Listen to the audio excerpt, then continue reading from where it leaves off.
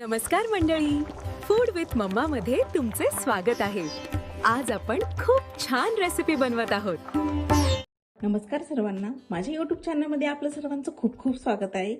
आज मी एक छान पदार्थ बनवत आहे ज्यांनी की तुमच्या भाजीची चव अत्यंत छान होईल. आता भरपूर जणींची तक्रार असते की आमची भाजी छान होत नाही, चविष्ट होत नाही, तर ती भरपूर वेळा नाही का आपण योग्य मसाले वापरत नाही त्यामुळे होते. तर मी अशी बरोबर अंदाजाने आज तुम्हाला घरगुती मसाला कसा बनवायचा हे सांगते. तर त्यासाठी मी सर्व जिन्नस इथे काढून घेतलेले तुम्ही बघू शकता. चला तर एक एक इन्ग्रेडियंट मी तुम्हाला सांगते मापाच्या हिशोबाने, ताकी तुम्हाला बनवायला सोपं पडेल.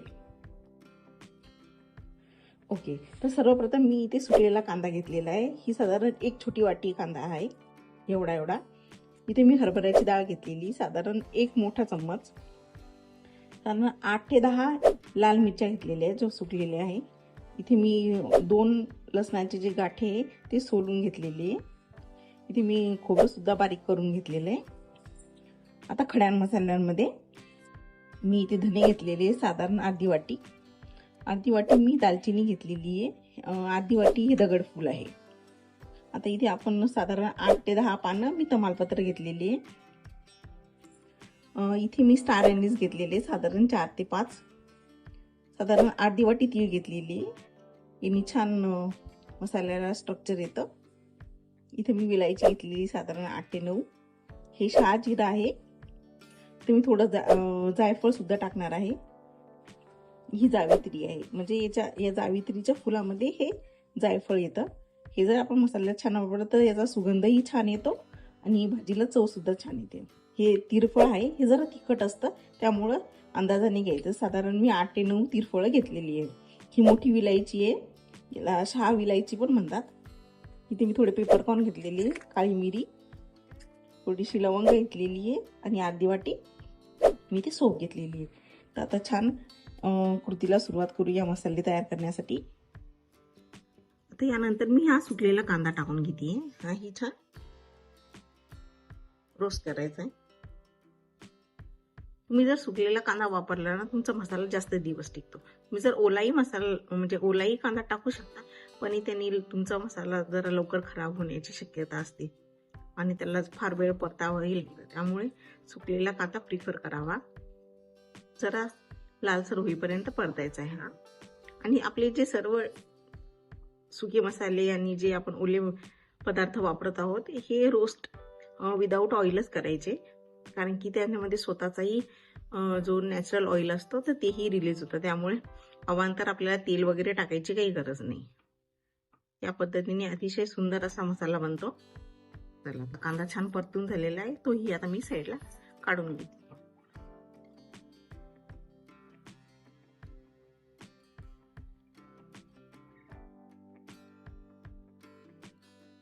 तर यामध्ये मी सोफ आणि तीळ हेही छान भाजून घेते. हेही लगेच भाजून होतात. जरा तीळ तडतडायला लागले की आपण काढून घ्यायचे. ते असं कंटिन्यू जरा याला ढवळत राहिलं ना की मग तीळ उडत नाही अंगावर. चला, आता तीळही छान रोस्ट झालेली आहे, त्यासोबत सोपही छान रोस्ट झालेली, ती आता काढून घेतली. आता गॅसवर मी कढई तापत ठेवलेली लोखंडाची. आता यामध्ये मी सुरुवातीला सर्व खडे मसाले हे रोस्ट करून घेते. जास्त रोस्ट करायचे नाहीये, लो टू मीडियम फ्लेमवरच हे चांगले रोस्ट करून घ्यायचे. त्यामुळे याच्यातले जे नॅचरल ऑइल ते रिलीज होतं आणि आपण जर थोडा मसाला छान ड्राय रोस्ट केला तर त्याची शेल्फ लाईफ सुद्धा छान टिकते. आता सुरुवातीला मी स्टार अॅनिस टाकून घेतलेले, पेपरकॉर्न टाकून घेतले आणि लवंग, त्यासोबतच मी तिरफळ सुद्धा टाकून घेते. ही जावित्री आहे एक फूल, ही शहा म्हणजे मोठी इलायची आणि ही छोटी इलायची जी हिरवी विलायची आपण वापरतो. आता हे छान भाजून घेते मी.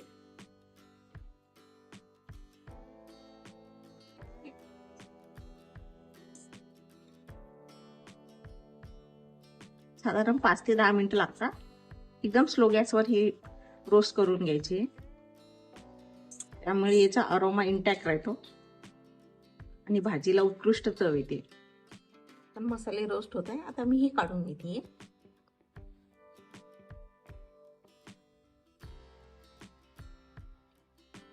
साईडला थंड होण्यासाठी ठेवूया. तर सर्वप्रथम यामध्ये मी ही जी दालचिनी ही थोडीशी रोस्ट करून घेते.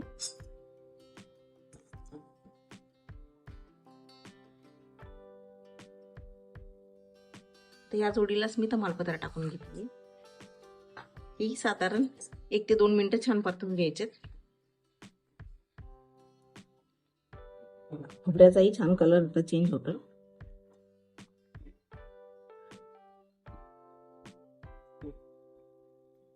तर या पद्धतीने खोबरंही मी छान भाजून घेतलेले. यालाही आपण आता काढून घेऊया.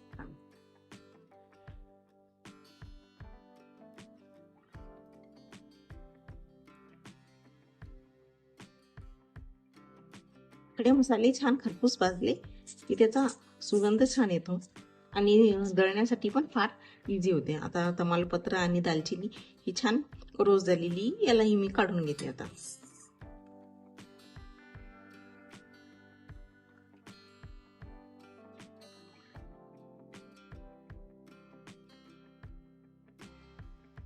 आता यामध्ये मी हरभऱ्याची डाळ जरा रोस्ट करून घेतली छान.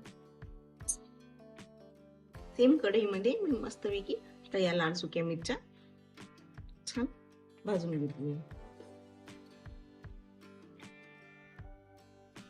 यालाही छान रोस्ट करून घेऊया. साधारण 1 मिनिटामध्ये छान रोस्ट होत आहे. मला जरा थोडं तिखट जास्त लागत असेल तर तुम्ही या मिरच्यांची क्वांटिटी वाढवू पण शकता.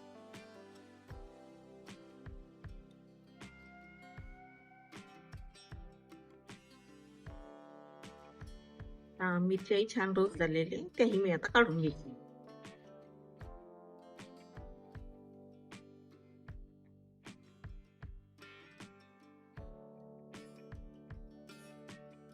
आता हे मसाले रोस्ट झालेले, आता मी सेकंड बॅच रोस्ट करायला घेते. आता मी शहाजिरं छान रोस्ट करून घेते.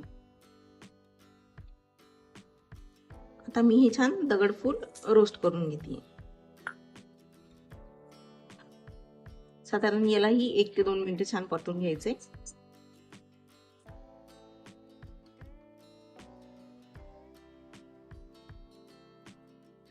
या मापाने तुम्ही जर घेतलं तर साधारण तुमचा 1 ते 1.5 पाव मसाला छान होतो आणि आरामात 1-1.5 महिना छान टिकतो.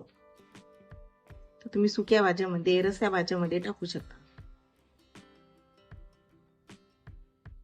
चला, आपलं दगडफूल सुद्धा छान भाजून झालेले, तेही मी काढून घेते. आता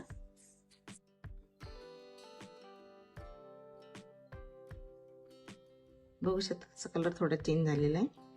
तर हे यामध्ये टाकून घेते.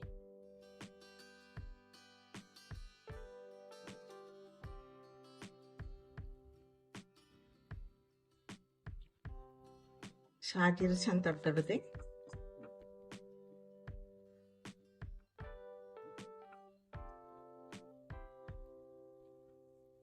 जरा कलर चेंज झालाय,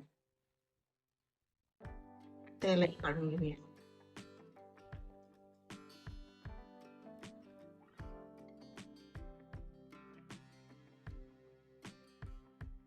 साधारण मी अर्धी वाटी धने छान रोस्ट करून घेते. हे पण लो टू मीडियम फ्लेमवर छान रोस्ट करून घ्यायचे.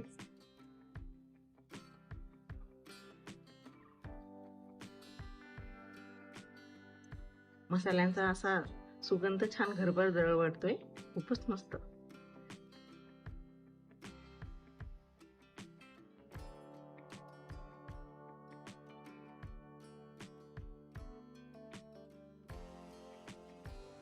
अजून 1-2 मिनिटं छान परतून घेऊया.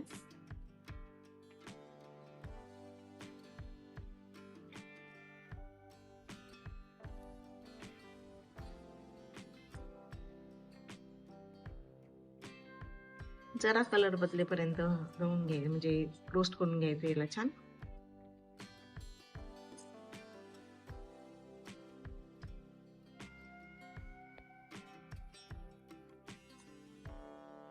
जरा चटरते.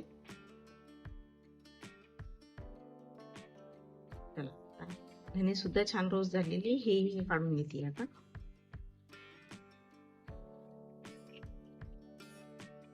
डाळही आपली छान भाजून झालेली, तीही आता मी काढून घेतली.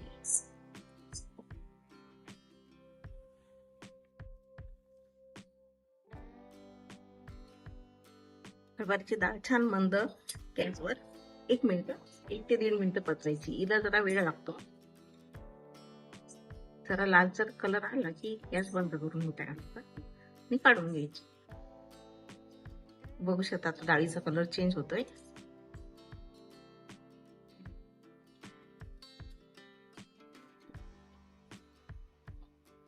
मी या पद्धतीने मसाला बनवतो. तुम्ही मार्केट मधला मसाला अजिबात आणणार नाही, घरीच बनवतात.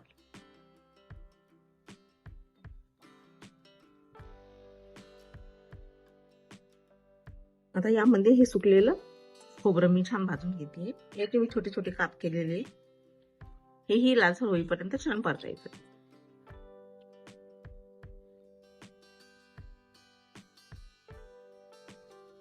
साधारण 1 मिनिट लागते याला. लो टू मीडियम फ्लेमवरच हे रोस्ट करून घ्यायचे.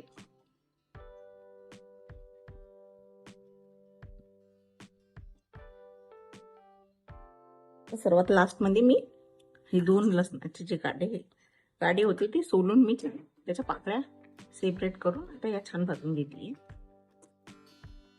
याला भाजायला जरा वेळ लागतो, साधारण 2 ते 3 मिनिटं. चांगला लालसर होईपर्यंत हा लसूण परतून घ्यायचाय.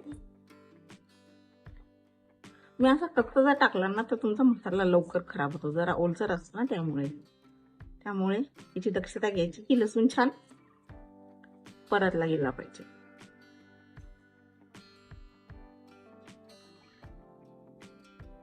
बघू शकता जरा कलर बदलतोय. अजून साधारण 1 ते 1.5 मिनिट याला छान परतून घेऊया.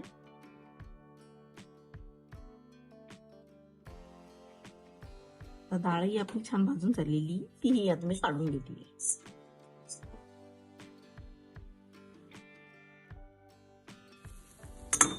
बघू शकता तुम्ही आता लसणात छान कलर आलेला आहे. आपण लसण छान भाजून घेतलेला आहे. आता हा मी काढून घेते.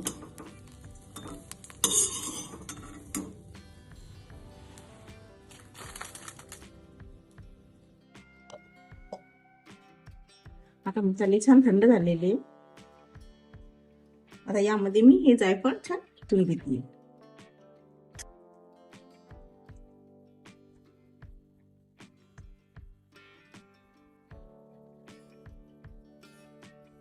साधारण मी अर्ध जायफळ किसणार आहे यामध्ये. आता यामध्ये मी थोडीशी सुंठ ही टाकणार आहे, ही छान किसून घेतली.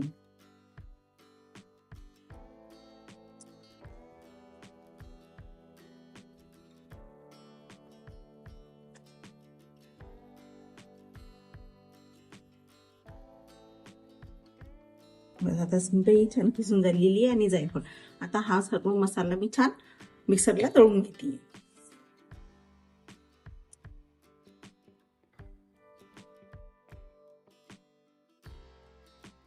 थोडा थोडा जो मसाला आहे तो मी या ब्लेंडर जारला टाकून घेते. थोडा थोडा घालायचा आणि पल्स मोडवर छान दळायचं आहे.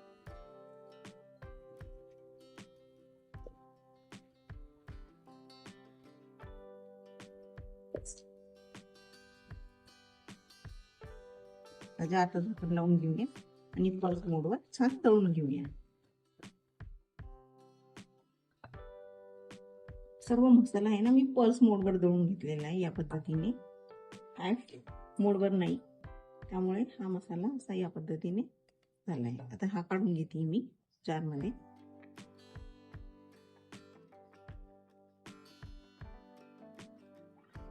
जो झालेला नाही ते साईडला काढून घेऊया तमालपत्र.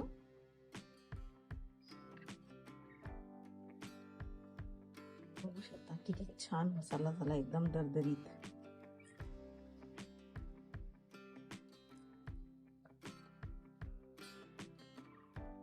साधारण 15 ते 20 दिवस किंवा एखाद महिना हा मसाला छान टिकतो. चला याला हवाबंद डब्यामध्ये छान भरून ठेवूया. आता मसाला आपला रेडी आहे. मी यामध्ये टाकून घेते. मसाल्याचा सुगंध दरवळत आहे. आता तुम्हाला बाहेरून आणायची गरजच नाही. असा घरच्या घरी बनवा आणि आपल्या भाज्या चवदार बनवा. मसाला रेडी. आता यामध्ये बरणीत भरून ठेवते.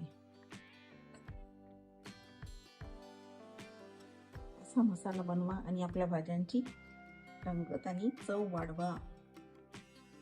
तसंच या छान घरगुती आणि सिंपल रेसिपीसाठी माझ्या चॅनलला नक्की सबस्क्राईब आणि आवर्जून हा मसाला बनवून बघा.